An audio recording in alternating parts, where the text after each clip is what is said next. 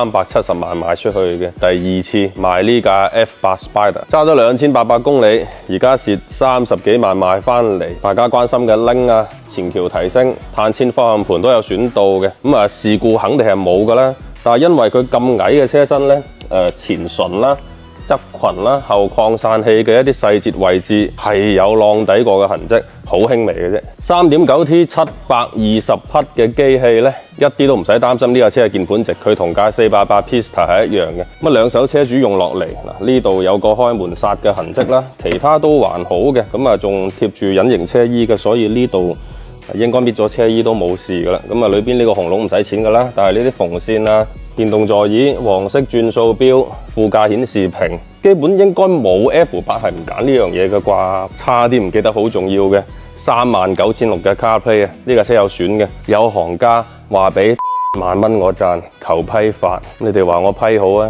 定係繼續賣下好呢？